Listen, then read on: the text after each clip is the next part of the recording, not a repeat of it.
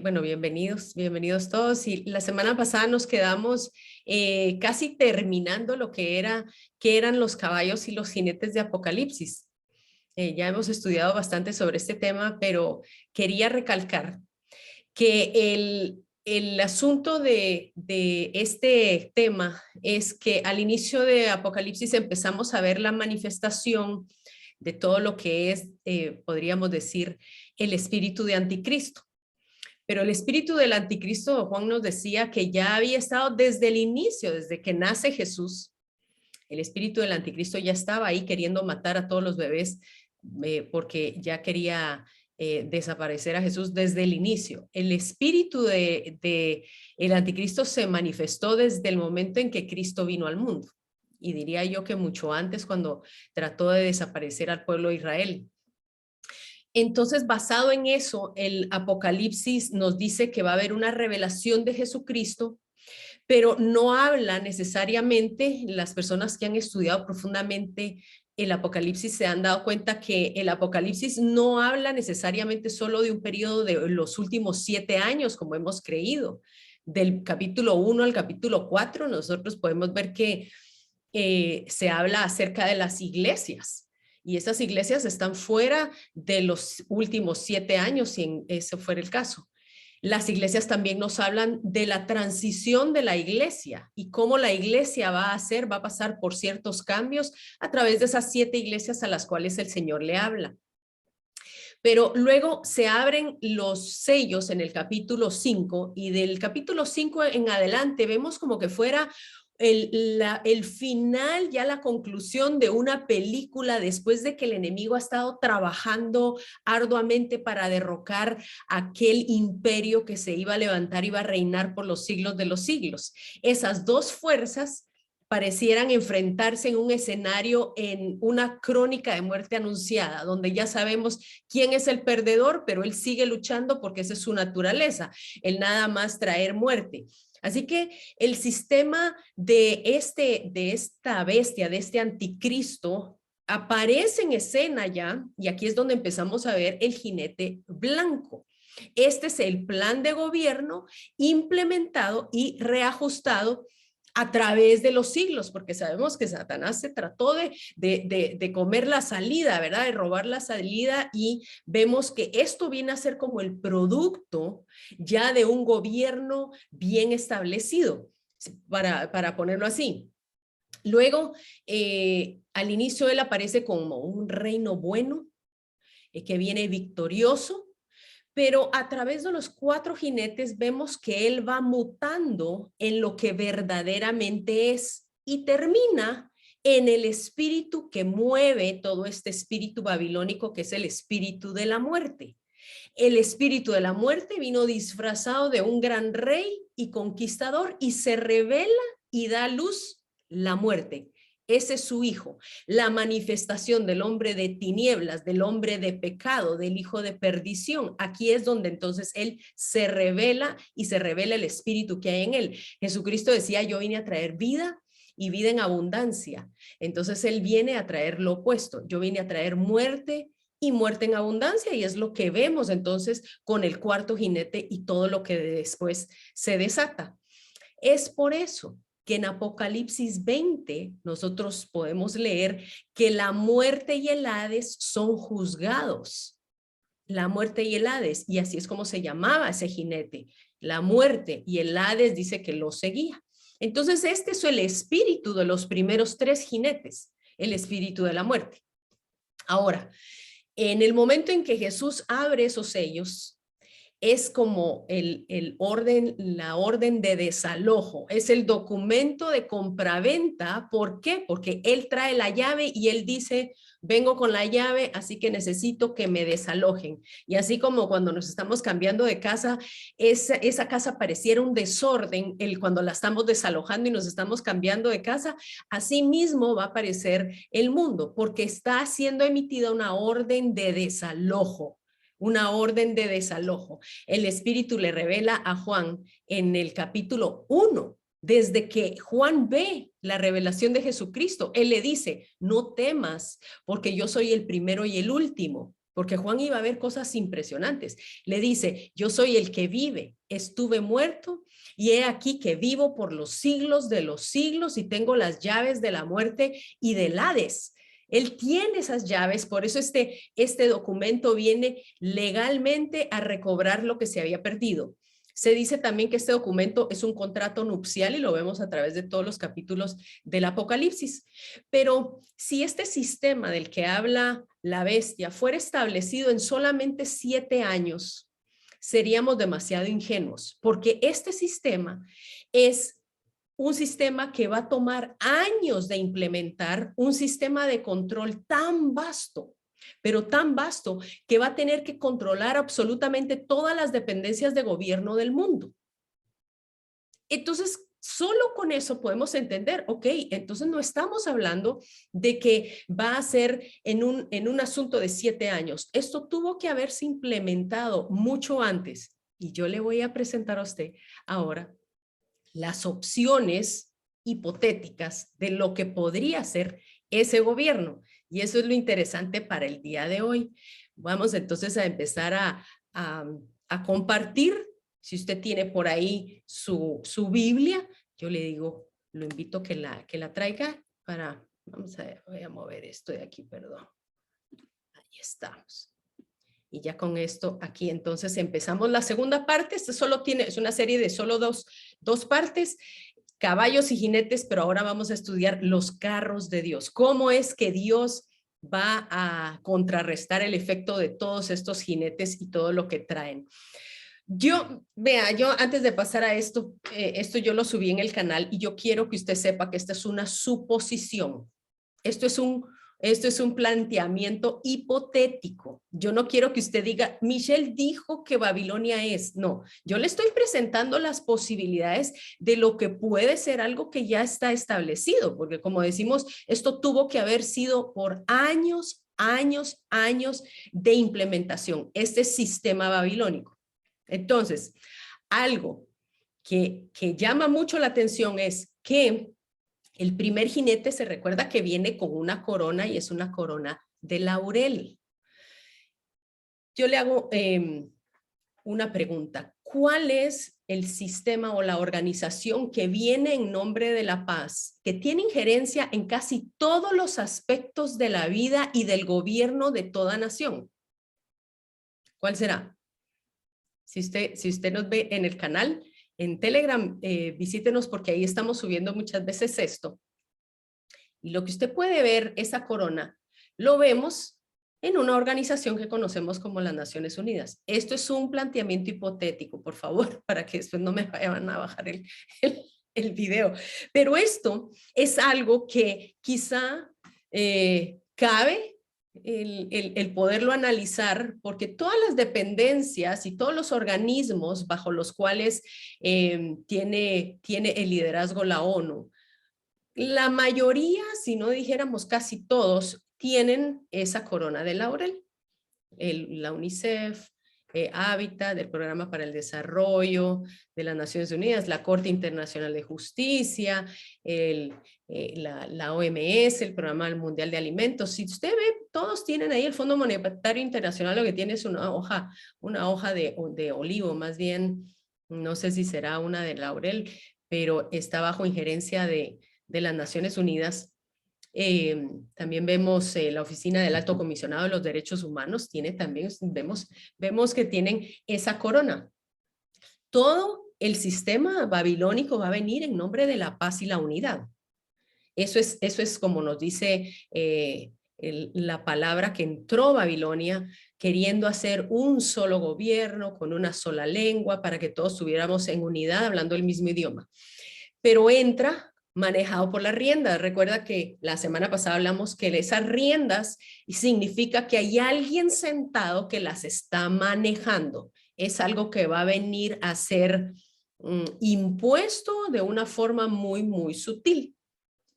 Y el líder, en vez de entrar como un destructor, entra como paz, como alguien muy pasivo, en nombre de la paz, pero él entra quizá ya cuando él es entronado, el enemigo va a entrar ya cuando todo este caos se haya desatado.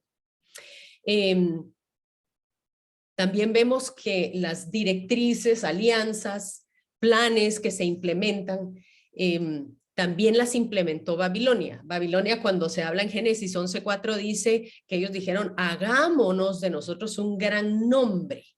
Y cuando Dios habla acerca de este imperio babilónico, él dijo, he aquí este pueblo está unido y todos hablan el mismo idioma. ¿No le parece como que son agendas que nos están metiendo, que todos debemos pensar igual, todos debemos educar a nuestros hijos igual bajo una misma agenda? Y dice, nada les impedirá hacer lo que se proponen. Eso fue lo que dijo Dios. Entonces, basado en eso,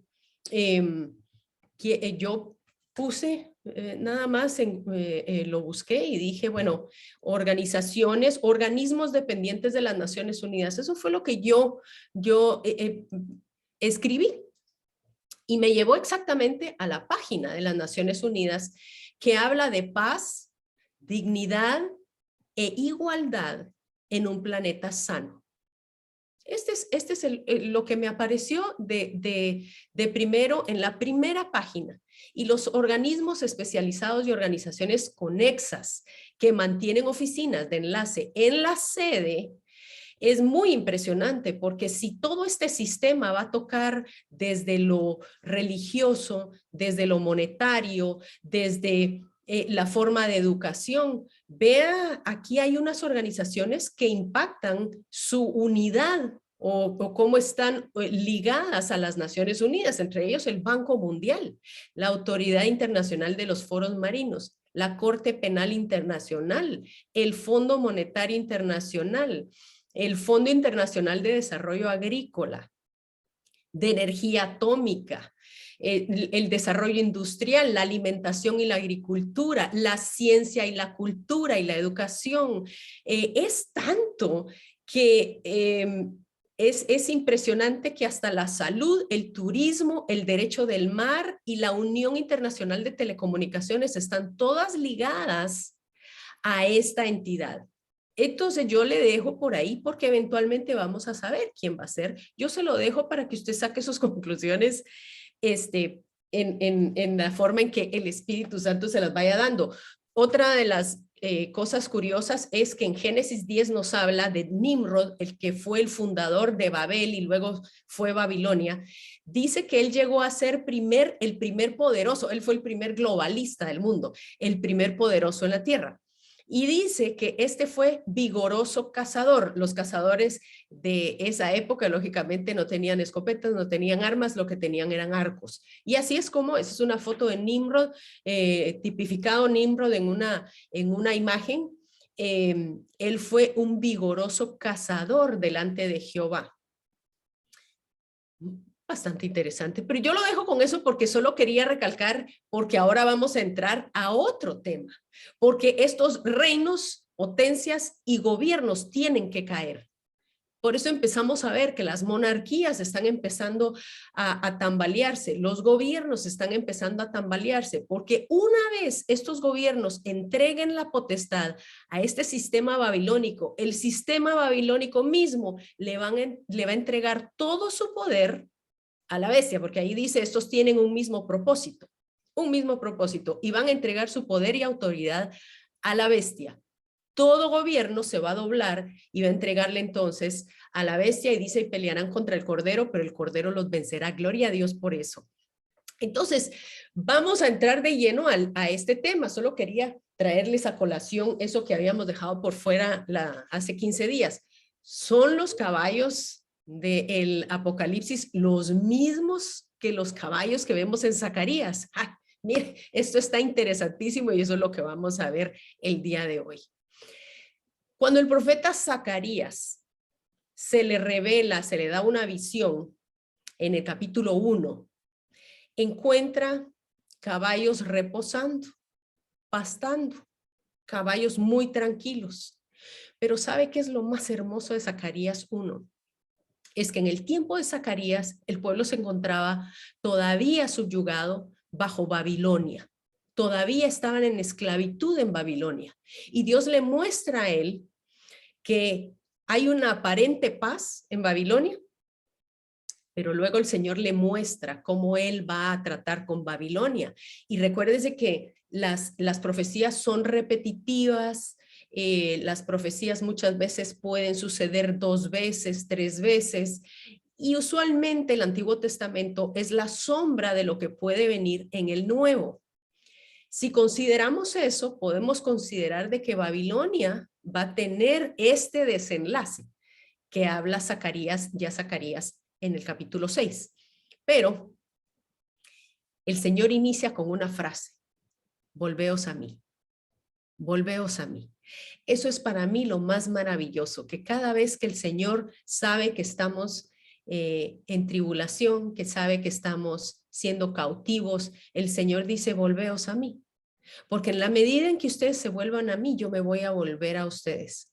Y en Zacarías 1:3, el Señor le dice a Zacarías: diles al pueblo, así ha dicho Jehová de los ejércitos. 3 veces les menciona esa frase: volveos a mí, dice Jehová de los ejércitos, y yo me volveré a vosotros, dice Jehová de los ejércitos.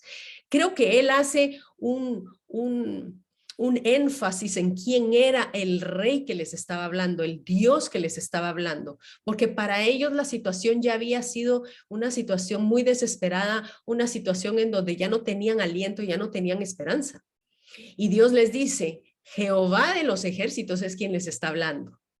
Y este mensaje se lo da a Zacarías en el 8º mes del 2º año del rey Darío. Vamos a ver luego Zacarías cuando ya él ve otra cosa ya en el capítulo 6.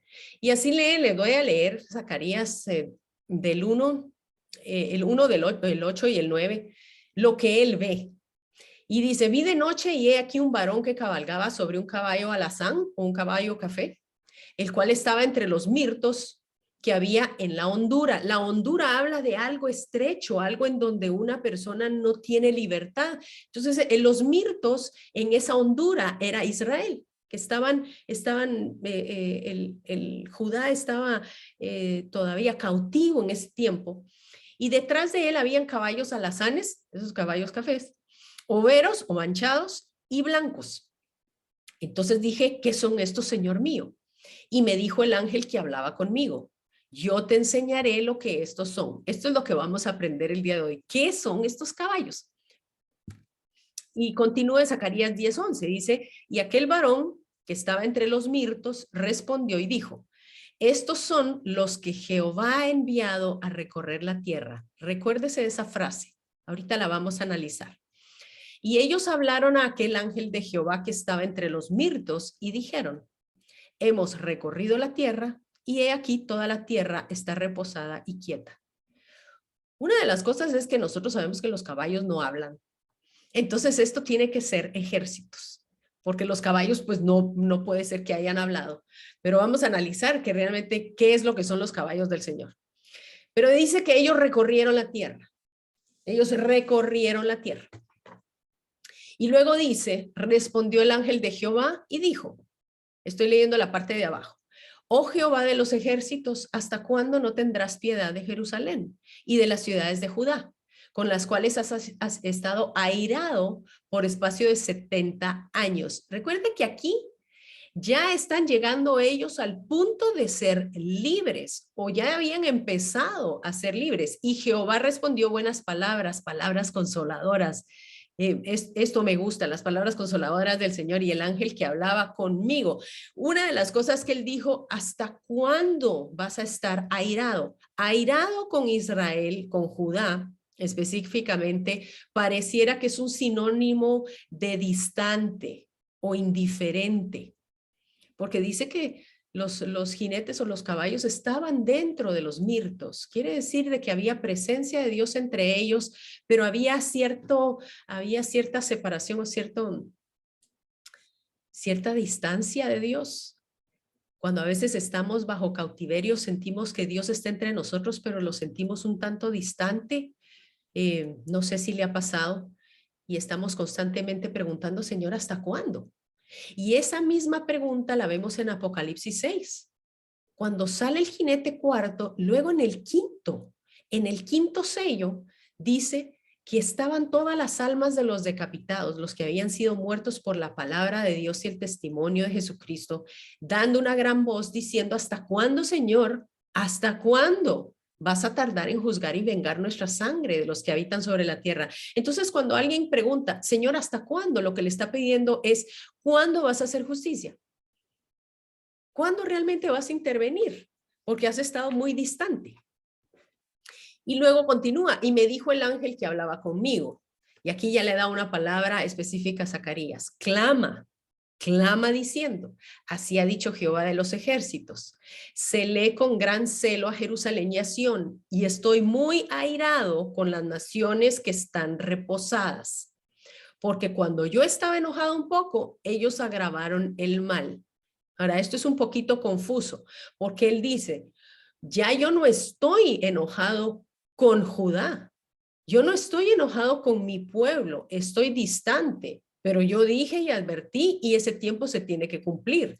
Pero él dice: yo estoy airado más que todo con las naciones que están tranquilas, las naciones que están reposadas, haciendo como que aquí no pasó nada después de que agravaron el mal sobre mi pueblo. Porque dice: cuando yo estaba enojado un poco, cuando él dice: yo les permití a ellos llevar cautiverio a mis hijos, ellos agravaron todavía más el mal. O sea, se pasaron de la raya. Eso es lo que Dios les está diciendo: se pasaron de donde yo les había permitido llegar. Y siempre que Dios permite que una nación juzgue a su pueblo, también luego dice que Él promete que va a venir un juicio sobre ese pueblo. Entonces, pues así es como Él lo ha dicho y lo ha presentado, pero así es, ¿verdad? Nos parece algo confuso. Y entonces aquí es donde Dios dice, mire lo que dice: por tanto así ha dicho Jehová, me vuelvo a Jerusalén con misericordia, en ella será edificada mi casa, dice Jehová de los ejércitos, y la plomada será tendida sobre Jerusalén. Entonces él dice: yo tengo misericordia, ahora voy a empezar a reedificar Judá, voy a volver a reedificar el templo, voy a traer gente de regreso, voy a traer a los cautivos. Pero él dice: la plomada de primero va a ser tendida sobre Jerusalén. Entonces, dos cosas que aparecen aquí que nos dan la pauta de lo que Dios está haciendo. Uno es recorriendo la tierra y dos, la plomada. La plomada y el recorrer la tierra son tiempos de juicio y tiempos de recuperar la tierra. Se mide la tierra, se recorre la tierra y se mide a ver si está exacta. Mire esta palabra en Amós. Dice: me mostró también esto, el Señor estaba sobre un muro hecho de plomo y en su mano tenía una plomada de albañil. Jehová entonces me preguntó: ¿qué ves, Amós? Y yo respondí: una plomada de albañil. Y el Señor dijo: yo pongo plomada de albañil en medio de mi pueblo Israel, no lo toleraré más. Esto era cuando estaban siendo advertidos de que iba a venir el juicio. El Señor estaba midiendo con una plomada de albañil, estaba midiendo lo que estaba correcto y lo que no. Y ya cuando uno ve a Dios ya trayendo la plomada, es porque sabe que detrás viene el plomo, porque Él dijo: ya no lo voy a tolerar más. Esto era lo que yo había establecido y se salieron de mis mandamientos, se salieron de mis estatutos. Eso es lo que significa la plomada. Pero cuando vemos en Génesis 13, donde el Señor empieza a recorrer la tierra, siempre es para darla o recobrarla. Aquí Dios le dijo a Moisés: levántate y recorre la tierra a lo largo y a lo ancho, porque a ti te la daré.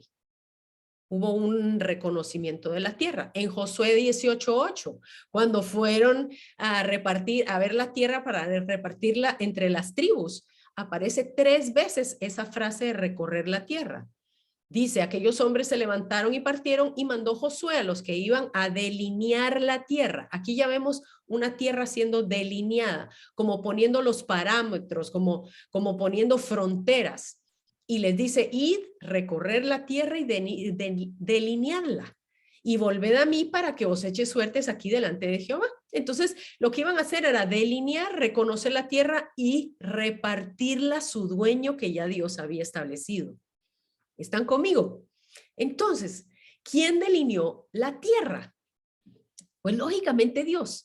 Cuando Dios le dice al hombre: trae la tierra, cuando Dios le dice al hombre que lo trae a la tierra y le dice sojuzgarla. Ustedes son los dueños de la tierra, yo pongo en ustedes la autoridad. ¿Qué pasa? El hombre cae y las llaves que Dios le había dado de autoridad sobre esa tierra las tiene ahora Satanás. Cuando entonces viene a aparente juicio, es cuando vamos a ver esa expresión de recorrer la tierra cuando Dios está dispuesto a recuperarla, que fue lo que entonces empezamos a ver al inicio del Apocalipsis, porque ese rollo con los sellos es la compraventa, digamos, así se usaba para a la hora de comprar y vender una propiedad. ¿Estamos? Ok, entonces, si Dios fue el que la repartió, hay algo hermoso, porque cuando Jesús viene, vamos a ver, dejar aquí, cuando Jesús aparece en escena, dice que Jesús recorría todas las ciudades y las aldeas, enseñando en las sinagogas de ellos, predicando el evangelio del reino y sanando toda enfermedad y toda dolencia del pueblo. Una de las cosas que el Señor viene a delinear es a su gente. Jesús recorría toda la tierra, pero no buscando una tierra. Él buscaba a sus hijos perdidos, aquellos que tenían dolencias, enfermedades. Esa es la forma en que Él delinea su territorio. Cuando Jesús viene a restablecer, mientras Él está esperando que sus enemigos sean puestos como por estrado de sus pies, Él sigue marcando a su pueblo.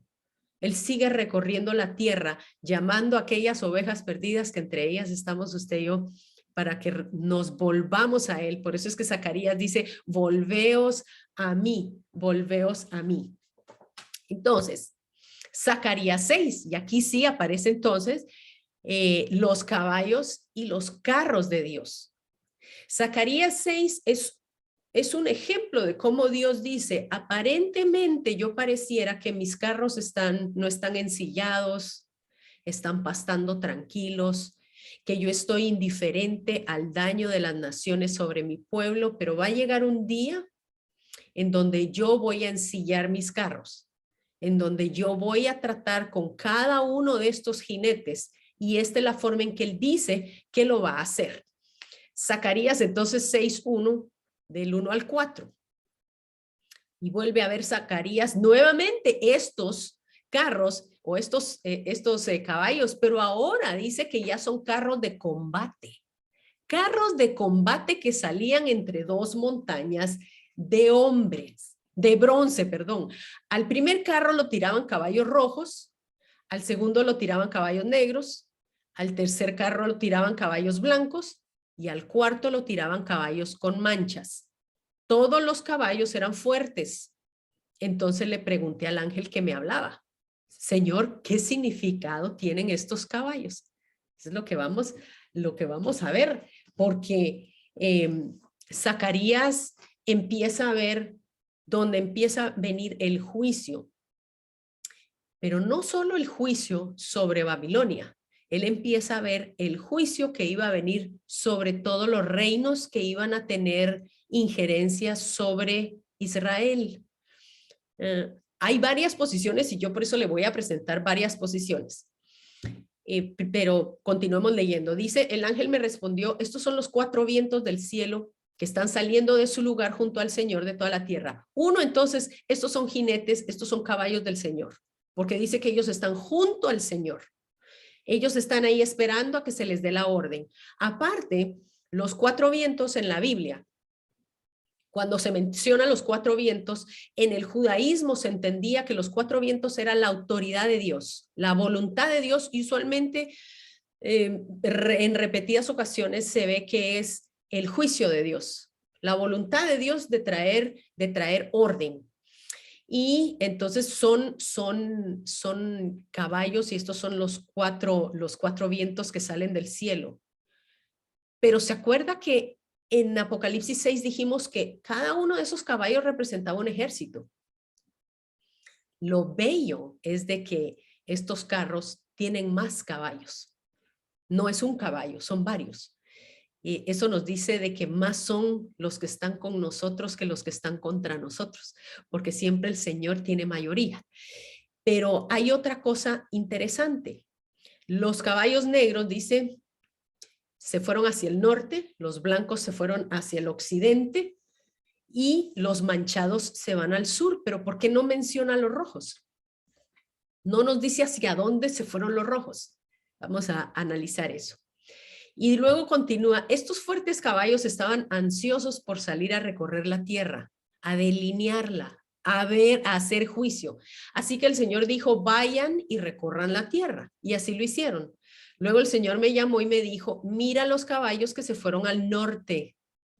Los caballos del norte han logrado calmar mi espíritu en ese lugar y ya no estoy enojado. ¿Por qué los caballos del norte fueron los únicos que aplacaron su ira? Mire pues qué interesante. Uno es de que estos jinetes o estos carros de guerra, todos salieron de en medio de dos montañas de bronce. Cuando usted ve bronce mencionado en la Biblia, usualmente se refiere a juicio. Estos salieron para emitir un juicio. El bronce se usaba para el altar de bronce donde se inmolaban los sacrificios. Por eso el Señor se llama el Cordero Inmolado, porque el juicio cayó sobre él. Y tenía 4 esquinas. Habían 4 mesas también colocadas dentro del tabernáculo para que ahí pusieran los utensilios y ahí destazaran digamos, los sacrificios. Y eran de bronce. Entonces, todo el bronce siempre nos habla de un juicio inminente. También vemos que son 4 carrozas. El número 4 en la Biblia usualmente es lo que pertenece a Jehová, lo que pertenece a Dios.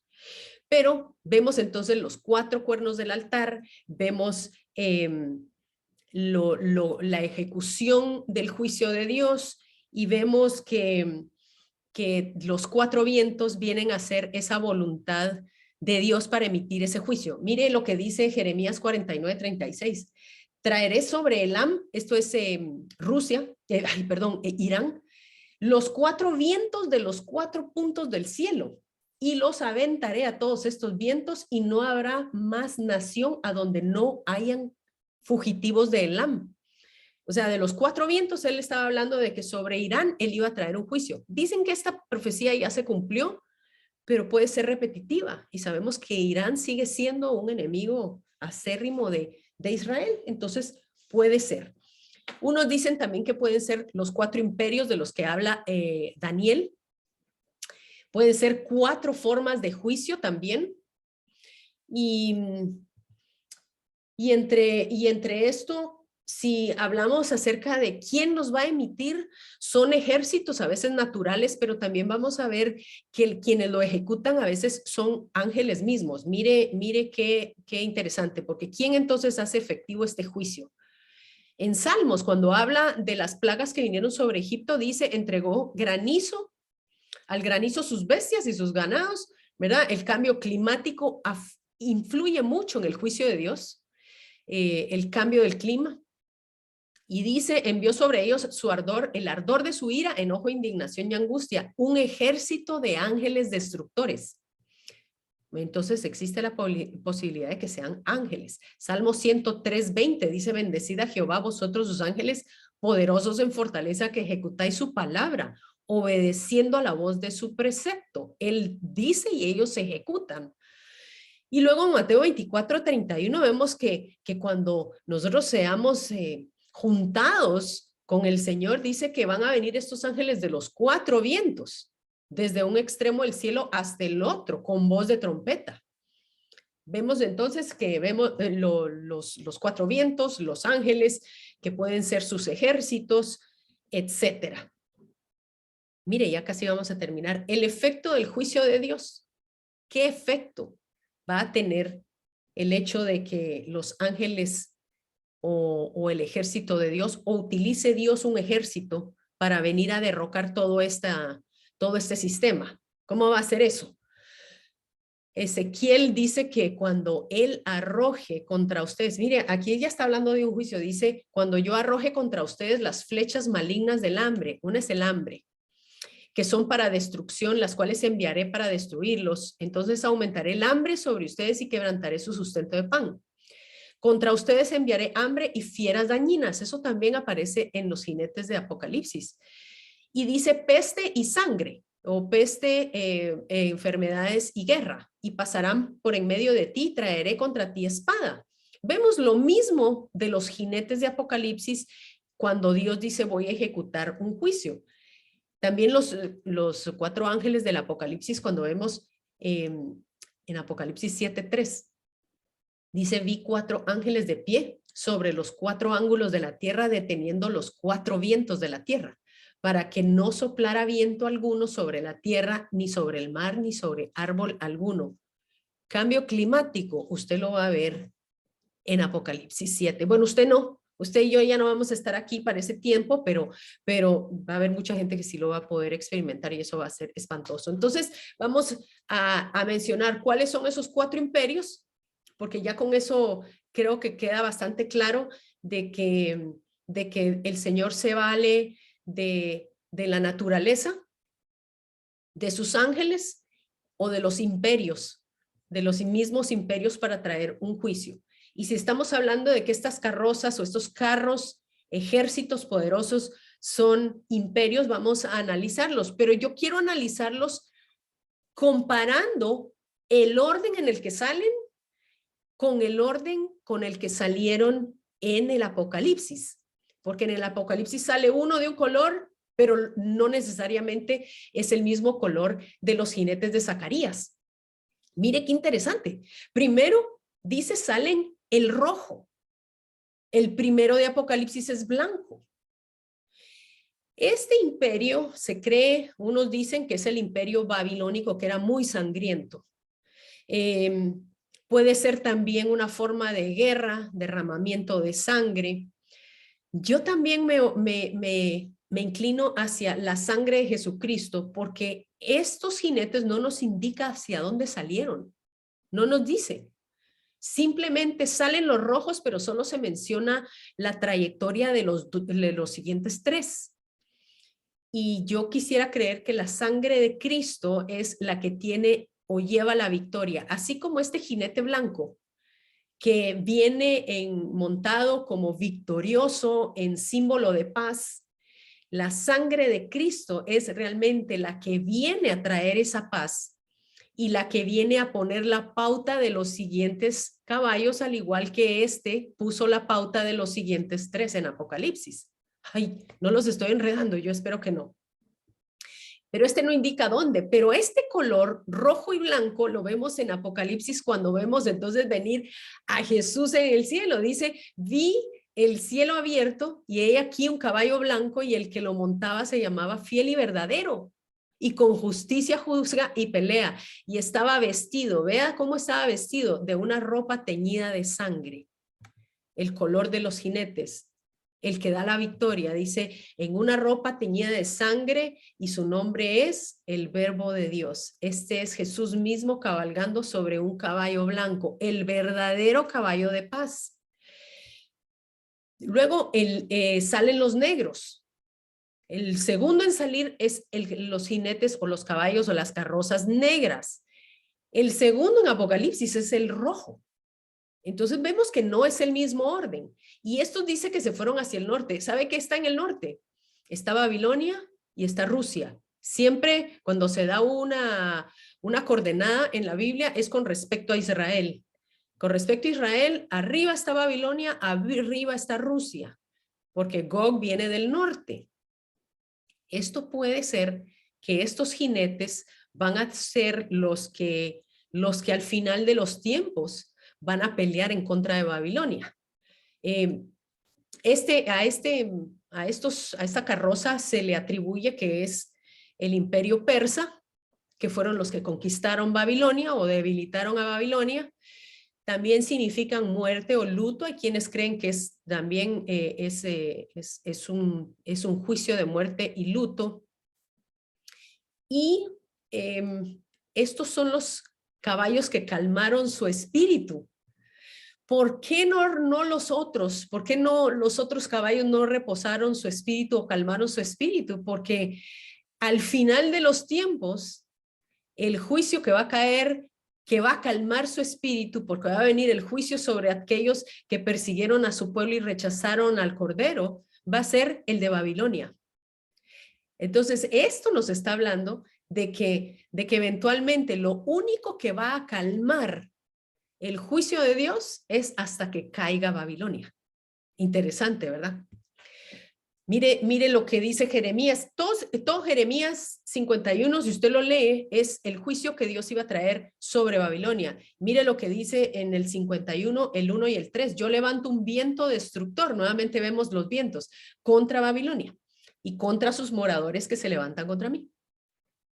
Y aquí él usa, pareciera como que él usa lo mismo que usó Babilonia. Dice, ordenaré al flechero que tensa su arco y al que se enorgullece de su coraza, que no perdonen a sus jóvenes y que destruyan todo su ejército. Continúa el 48 y el 58. Los cielos y la tierra y todo lo que hay en ellos cantarán de gozo contra Babilonia, porque del norte vendrá contra ella destructores. El imperio persa vino del norte de Babilonia y dice abajo, aunque suba Babilonia hasta el cielo y se fortifique en las alturas, de mí vendrá contra ella destructores, dice Jehová. Yo creo que esta es una palabra profética también para el fin de los tiempos, porque el sistema de la bestia se llama Babilonia. Nos quedan 2 jinetes y ya cerramos. El número 3 que sale, el caballo, los caballos número 3 son los blancos, pero el número 3 en Apocalipsis es el cual, el negro, el que trae el déficit económico, el que trae el hambre, el encarecimiento, la caída de toda la economía, y dice que estos se fueron a Occidente.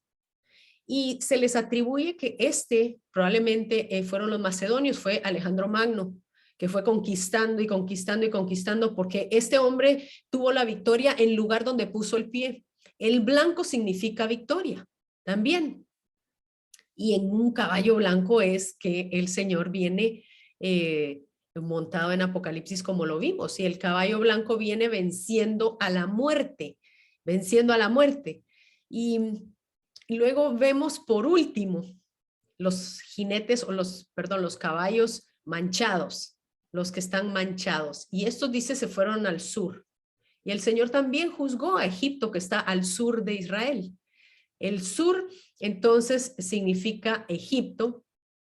Y este es el Imperio Romano. Unos dicen que es el Imperio Romano que también tuvo, ¿verdad?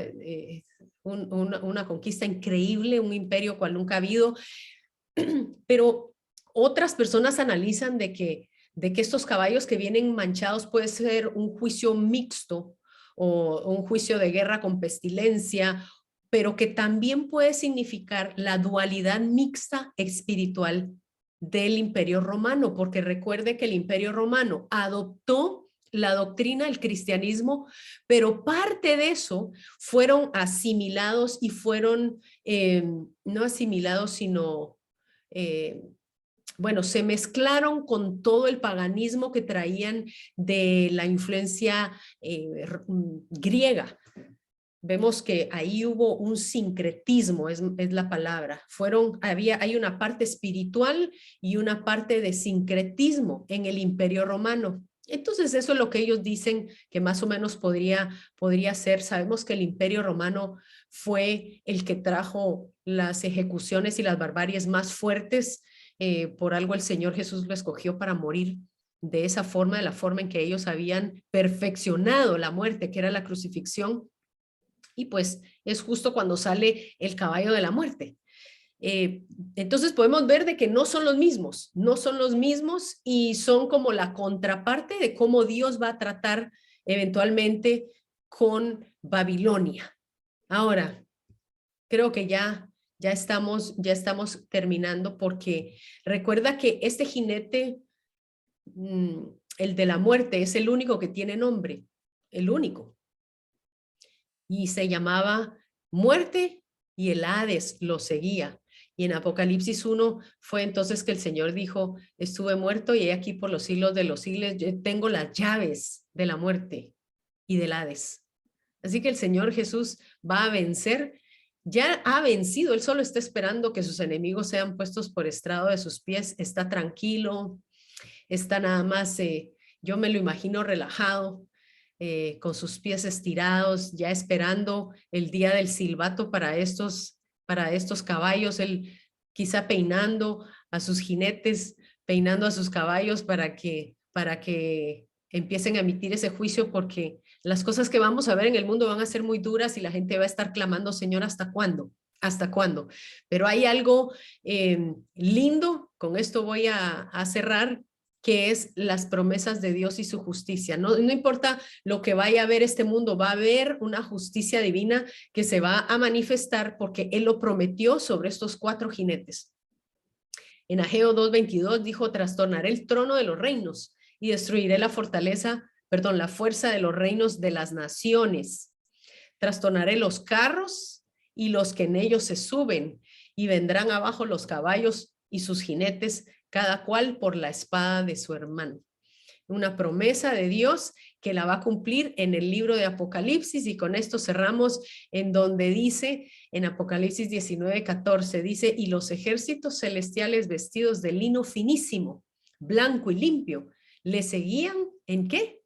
En caballos blancos. Su ejército también viene montado en caballos. Esos somos nosotros los que vamos a regresar al último momento, ya después al final o digamos en el momento en que venga Él a emitir el juicio, después de la tribulación o la gran tribulación, vamos a venir montados en caballo. Dice que somos su ejército, y dice, de su boca sale una espada aguda para herir con ella las naciones, y Él las regirá con vara de hierro. Aquí va a ser el inicio del milenio, y Él pisa el lagar del vino del furor y de la ira del Dios Todopoderoso, y en su vestidura y en su muslo tiene escrito este nombre: Rey de Reyes y Señor de Señores.